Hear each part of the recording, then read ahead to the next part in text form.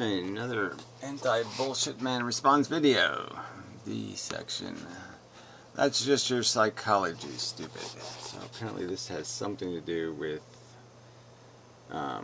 analyzing underlying motivations, maybe.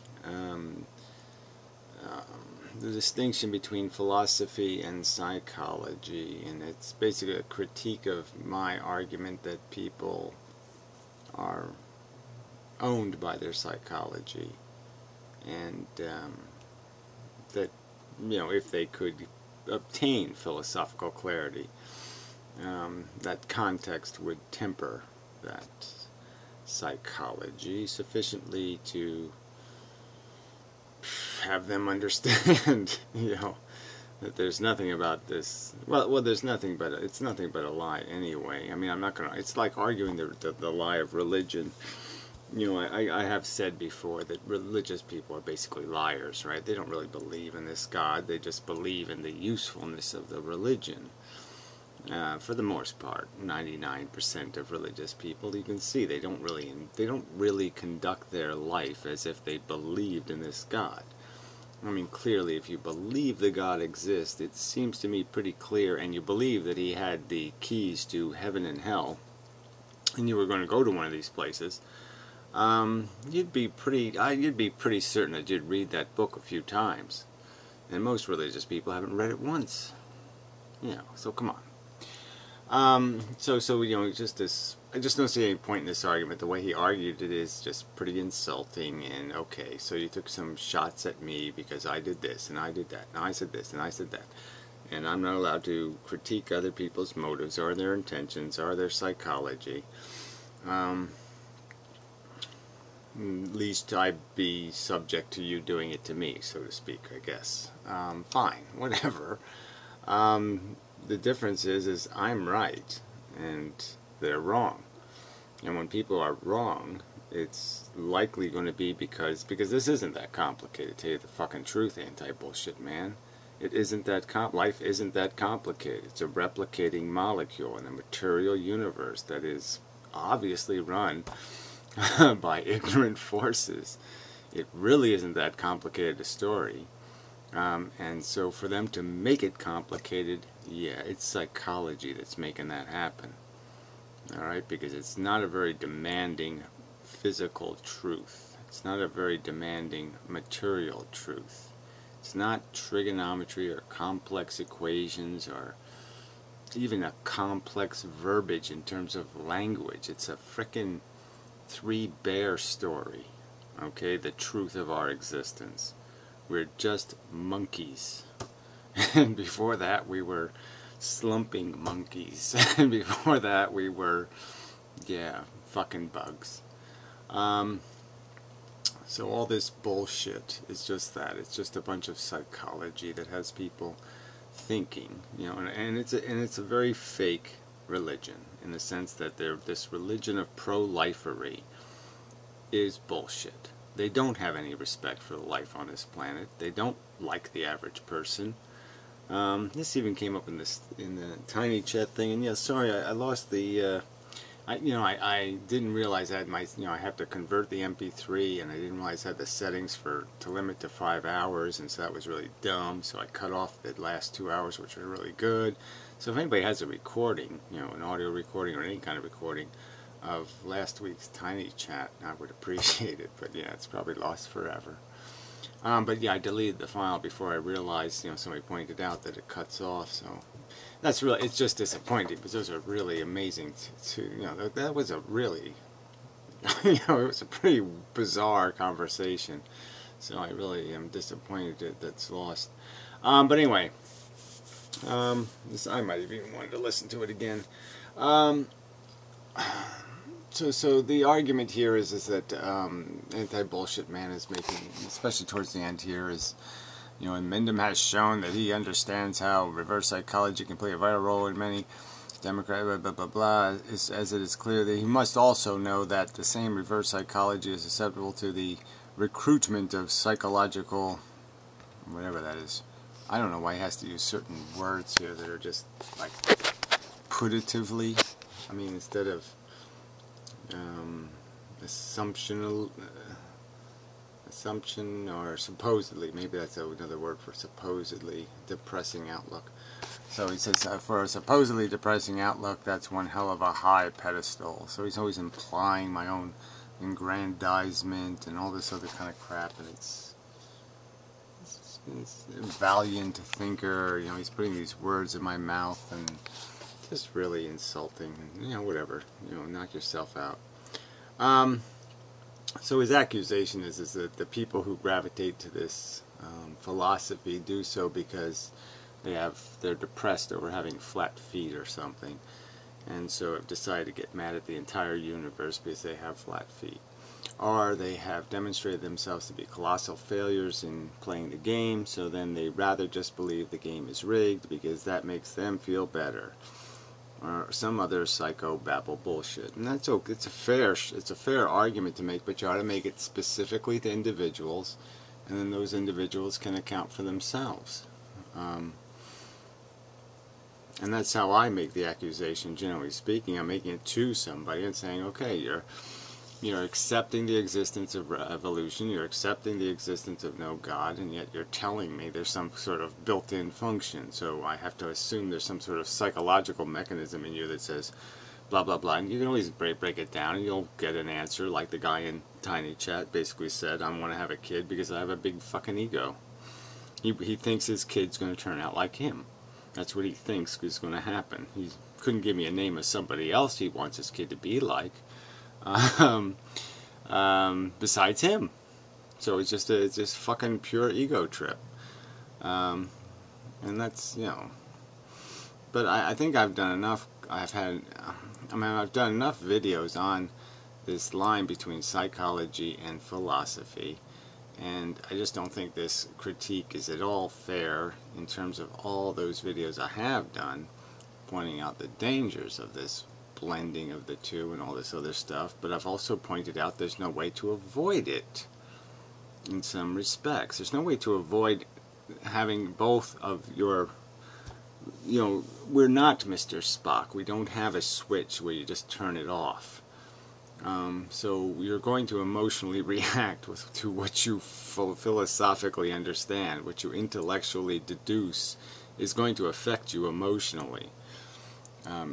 It's any kind of knowledge you gain, you know, through any insight gained. If you've learned some physical facts about some circumstantial thing, even knowledge of death is psychologically influential. It changes us. Knowing that we're going to die changes us psychologically. Anyway, so he ends with this one, that they're depressed for different reasons. Their grasp of ugly truth has nothing to do with it. Truth is not ugly, nor is it emotionally unsettling, nor is it depressing, for psychology is indeed not philosophy. So basically stated in this sentence is that we're not informed by our psychology, and we are. And there's going to be some, the agenda, again, we're back to this word agenda, but yeah, the presuppositions, some of them are going to be established by psychology, and it's like me programming a computer or something. The computer can do just static computation, so yeah, it can be very logical, but the agenda, the work that it's going to do is created by my initiative, and my initiative is created by my capacity to be harmed and pleased, and that's just a fact. You know, you can't change the fact that that's the agenda setter. The point is where it biases you. Okay, not that acknowledging the existence of our sentience is not a violation of the rules. Acknowledging that psychology, in some respects, establishes what is valuable. I mean, what falls into the categories of pain and pleasure. These two different concepts are established by that psychology, and reliably so. I mean, they can be consistently defined that way across all kinds of different feeling things. The sensations are consistent, and they're usually biologically structured, in the sense that the ones that are physical harms to the body obviously have a negative impact, generally speaking, on our psychology.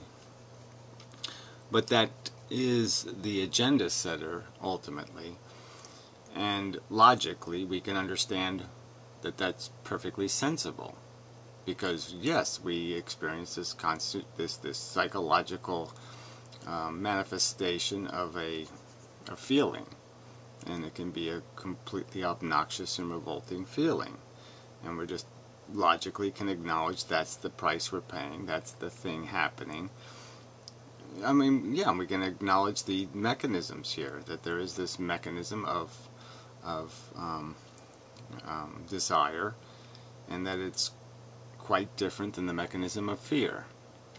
Just like pain is different than pleasure, they're not opposites of each other, they're different things.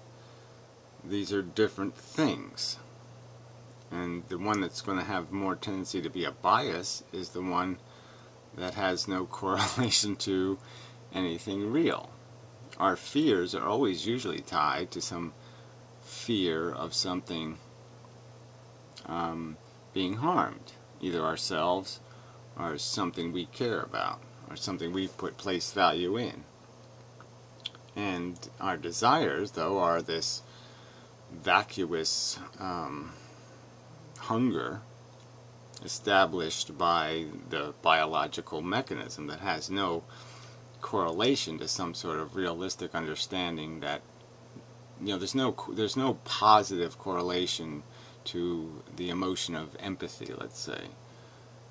There's no positive example of an empathy.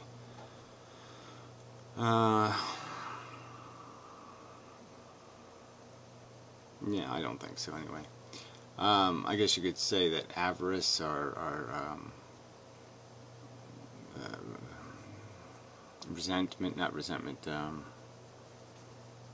jealousy. That's a decidedly negative emotion, not a positive one. So again, I don't think that could be established as an inverse of empathy. It's a negative emotion. And it would have to be a positive one to be oppositely correlated. Well, anyway, I don't want to. Like I said, I have made enough videos on this subject of psychology and philosophy, and the truth is simple. And I don't think there is really any way it can't totally fuck a psychology to recognize that the game it's playing is futile, that the fundamental nature of your competitiveness is destructive, that there's no fair fight, which is also destructive to your sense of alpha pride and all that kind of crap. The game is rigged, your victories are going to be shallow, and your defeats are going to be hard, and there's just no way to play it. There's no way for an intelligence to go into this insanely stupid game. And it's basically a gladiator war. It basically is the Christians being fed to the lion thing. It is the Colosseum, and you're saying that a sensible, informed psychology, and a psychology that has a brain telling it, giving it information about what statistically is happening in front of it, could have a good time at the Colosseum. That it shouldn't psychologically have a problem with what it was witnessing. And I think that would be, I think the person would have to be really quite sociopathic. They would have to be too disconnected from any kind of rational understanding of the nature of their equality with other people, the nature of their vulnerability, in the sense that it could be me getting eaten by that lion. All of those things should have profound psychological impact. That knowledge should inform me that I'm in big trouble. as I sit in the stands watching this. It should thoroughly inform my psychology that I'm not in a good circumstance, that this is not a good thing that's happening in front of me. And if my psychology isn't reacting, then somehow I'm not being informed properly, because the threat is to every bit of your being, in a sense. Every notion of any conceivable, desirable end is tainted by a counter image. It's like if you knew, let's say, you're horny for sex, let's say, okay, and you found out that, boobs or vaginas, they carried some sort of heart disease or something. That thought, or just if you knew a particular woman and you said, wow, she's really hot, but you knew she had something, that understanding of that disease would be enough to psychologically totally unravel your desire for that person. It's gonna, cut it down at least quite a bit. Yeah, it's gonna make it a lot less attractive, however you want to describe it. It's gonna change your psychological reaction, that little bit of knowledge of the risk that's attached to it, and your vision of what the consequences of losing in the venereal disease game might mean. So anyway, but yeah, I don't want to get into this whole. I just don't, whatever. You want to make the accusation, then make a direct accusation, but these are all just such indirect accusations, just generally saying that, okay, people who are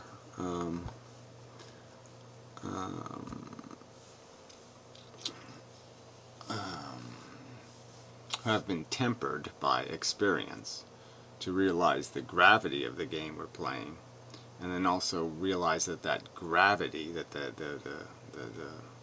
having had the personal experience with pain and suffering, that informs them, their depression or their problems in life, and that information is just clearly just a bias. I think that's just nonsense. It's not a bias.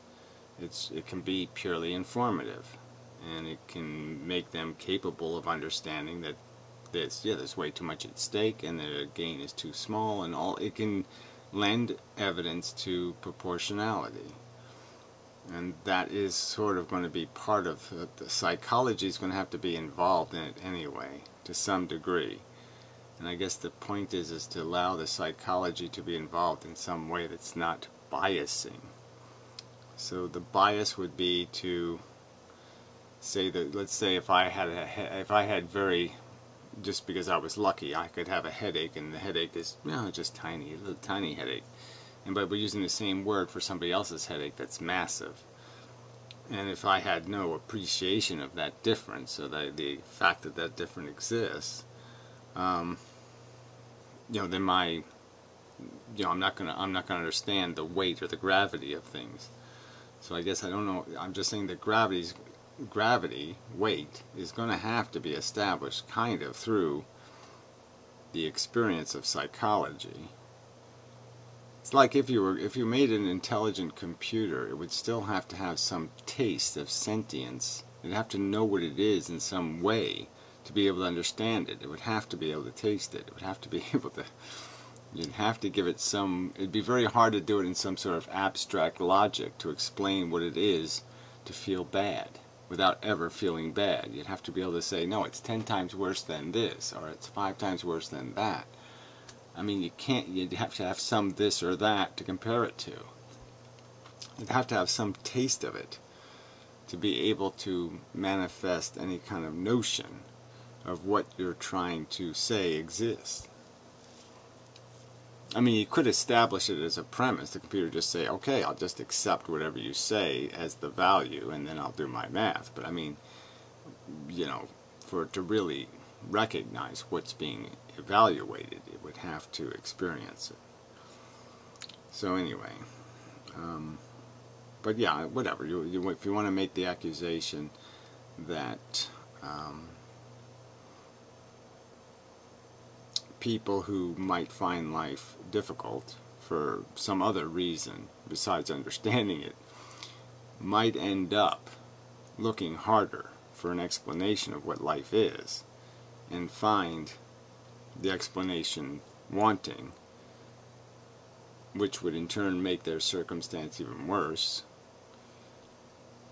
I don't think that's a wrong way of arriving at the truth. I don't think that means they've been biased into it because they start off with a depression that wasn't caused by a worldview. But it certainly could lead to acquiring a worldview because it gives you incentive to acquire a worldview. And I still wouldn't be able to say that I could ever find any reason why somebody would endure a hard depression if the simple solution was just to accept that the world is wonderful in the end. Because I think that would be a compensation enough. And clearly I think it would be for people who would understand any of these concepts of the interchangeability of the human players and the bias that exists in our own ego. And so if they can say those two, if they can make any kind of sensible, construct any sensible sentences, showing any understanding of the concept of ego or the concept of fundamental equality, I think it'd be hard to make the accusation that they are choosing a negative worldview because somehow it gives them excuses. I think that's bullshit. So anyway, I thought it was a cheap rag, but all of this whole thing is just pretty much a cheap rag. So anyway, enough of this section. Whatever. I think there's obvious evidence of the positive bias, and I don't think there's much evidence at all. I don't even think you can acquire a negative enough. I don't think anybody on Earth, frankly, is negative enough to the proportions of negativity we should be outraged at the horrors. We should be totally ruined by what happens daily. And the very fact that we're not indicates that the bias even exists in the hardest of the depressed still can't resist the tendency to say, well, it ain't so bad where I am at this moment, and not appreciate that, yeah, it's a lot worse than you can even imagine. And recognizing that fact that it's worse than I can even imagine. I can't even imagine the shit that happens every fucking goddamn day. The horror. I can't do anything to even acknowledge the existence of it. The weight of it, the amount of it, the substance of it. And to say that there's any threat of the negative bias somehow perverting human philosophy when we can see so obviously how humans make things acceptable all the time, and there's very little energy to make something unacceptable. Yeah. So I just whatever. Fuck you. Yeah, this is just shitty argument. Sorry, this is just bullshit. It's just to argue the basic nature of the fundamental process that we're involved in. And if you want to make an accusation of a bias or a bigotry, then make it clear. This vague idea that somehow it exists, kind of, sort of, maybe. No, make it directly or shut up with it. It's just bullshit to just vaguely imply everybody's upset because they lost the three-legged race when they were 7 years old, and they've been mad ever since, and so they curse the entire universe because they're pissed off because they lost a race. I mean, bullshit. Jeez. Or the inverse, where people are trying to compensate for their lack of a life by running to the let's manufacture a baby so we can protect ourselves. We could shield ourselves with it. Shield ourselves in a lot of ways in terms of having a failed life. It really is. I mean, for a lot of people, you know it. It's a way of automatically legitimizing your little whore slut life. Turn yourself into a mother. Yeah. Anyway. Till next subject.